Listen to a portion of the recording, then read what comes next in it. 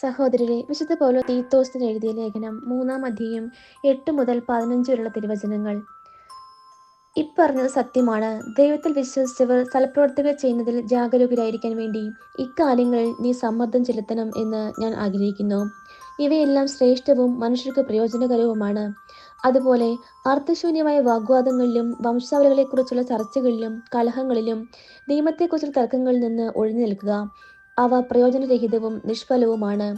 വിഘടിച്ചു നിൽക്കുന്ന ഒരുവനെ 1-2 പ്രാവശ്യം ശാസിച്ചതിനു ശേഷം അനുസരിക്കാത്ത പക്ഷം അവനുമായുള്ള ബന്ധം വിടർത്തുക. അവൻ നേർവഴിക്ക് നടക്കാത്തവനും പാപത്തിൽ മുഴുകിയവനുമാണ്. അവൻ തന്നെ കുറ്റവാളിയെന്ന് വിധിച്ചിരിക്കുന്നു. ഞാൻ അർത്തെമാസിനെയോ തിക്കിക്കോസിനെയോ നിന്റെ അടുത്തേക്ക് അയക്കുമ്പോൾ നിക്കോപോളിസിൽ എൻ്റെ അടുത്ത് വരാൻ നീ ഉത്സാഹിക്കണം. മഞ്ഞുകാലം അവിടെ ചെലവഴിക്കാനാണ് ഞാൻ നിശ്ചയിച്ചിരിക്കുന്നത്. നിയമജ്ഞനായ സേനാസിനെയും അപ്പോളോസിനെയും വേഗം യാത്രയാക്കാൻ നീ കഴിവുള്ളതെല്ലാം ചെയ്യണം. അവർക്ക് ഒന്നിലും പോരായ്മ ഉണ്ടാകാതിരിക്കാൻ ശ്രദ്ധിക്കുക.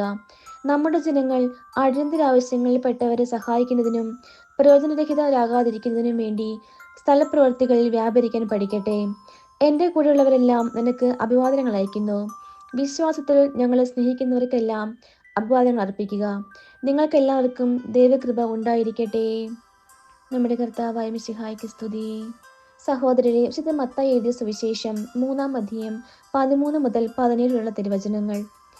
യേശു യോഹന്നാനിൽ നിന്ന് സ്നാനം സ്വീകരിക്കാൻ ഗലീലയിൽ നിന്ന് ജോർദാനിൽ അവൻ്റെ അടുത്തേക്ക് വന്നു.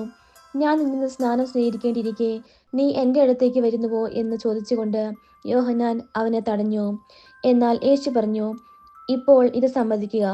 അങ്ങനെ സർവ്വനീതിയും പൂർത്തിയാക്കുക നമുക്ക് ഉചിതമാണ്. അവൻ സമ്മതിച്ചു.